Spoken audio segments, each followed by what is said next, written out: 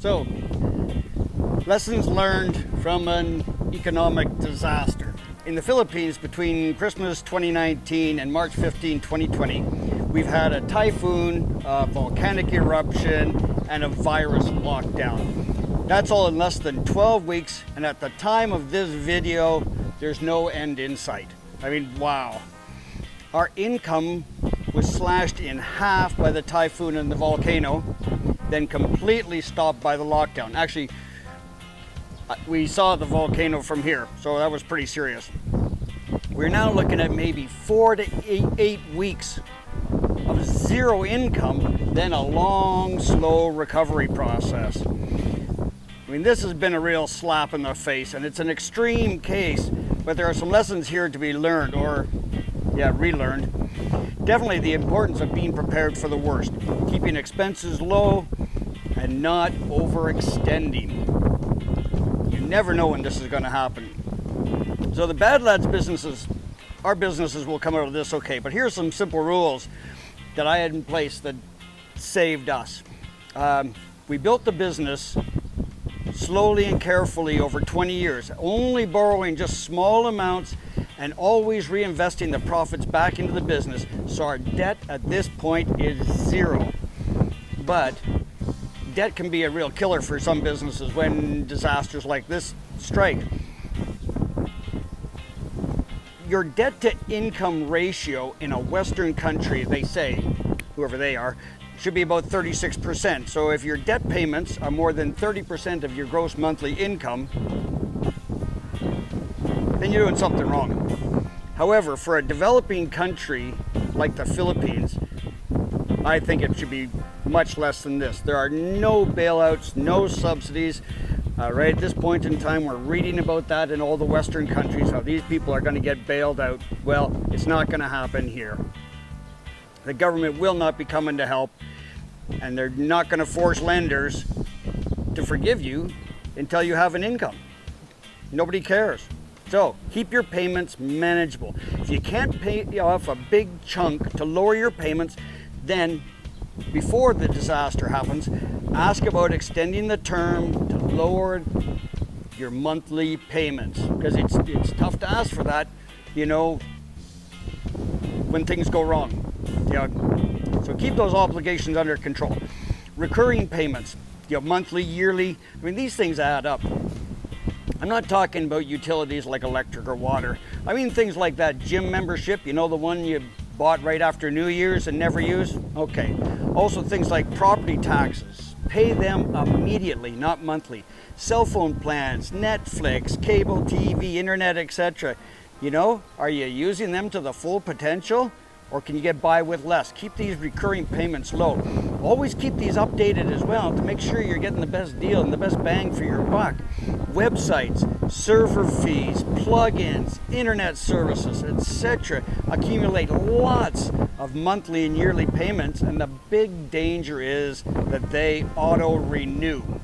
That's a bad thing. So take your time to list all these items. I think you'd be surprised by what you're paying for, and review all of these quarterly. Make a list and then review it. Installment purchases. Again, it's so easy to spread payments out over a few months to make them fit your budget. Appliances and furniture stores are great for this stuff. Pay cash or don't get it. I mean, when something like this happens, you are going to be so glad.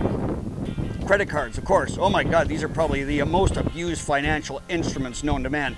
Pay them off monthly. Yes, monthly. We have all these set to auto debit the full amount. That way, during an emergency like now, we've got credit cards we can use.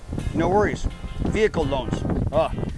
It's so easy to buy a vehicle in the Philippines. Zero money down, only a few thousand pesos every month.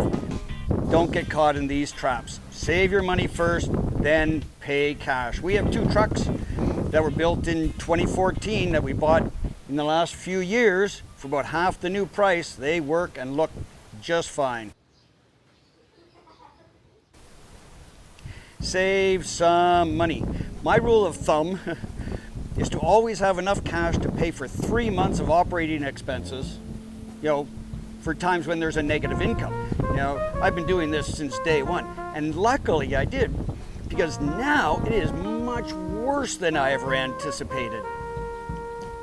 Now it's like zero income. However, we also have fewer operating expenses during the lockdown because no staff.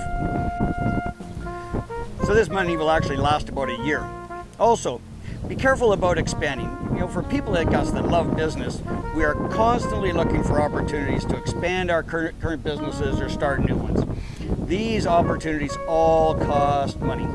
Do not use your emergency money for anything but emergencies. I know cash doesn't make any money sitting in the bank, but having it there when you need it is priceless, like now.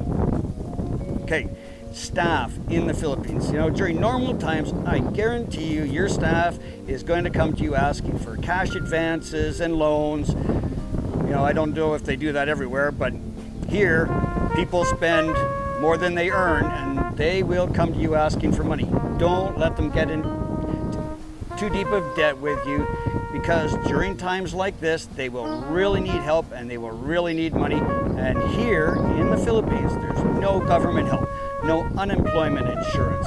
It's during times like this right now that you need to lend your staff money for survival. Unfortunately, if they get too far in debt to you, it's cheaper for them to get another job than pay you back. Ask me how I know. Diversified. An old adage, but especially true today, don't put your eggs all in one basket. We've got 6 businesses right now that are completely shut down because of the COVID-19 lockdown. Our custom embroidery shop, Thailand fashion store, pampered spa, beach resort, scuba diving shop, and restaurant all closed, zero income. But we do have 2 businesses that are still running. Our BADLADZ apartments for monthly rentals that brings in cash, and BADLADZ Funny Farm that we set up to supply our restaurants with meat and vegetables. And we've got fruits and vegetables and pigs and chickens and ducks and turkeys, and we even got 2 geese. We don't sell them, but at least we won't go hungry. In conclusion, personally, I believe this is just the first of these worldwide lockdowns and not the last. So be prepared for the next disaster.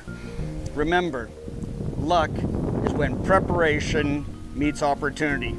People look at us now, right now, and say we're lucky, but that's only because we were prepared.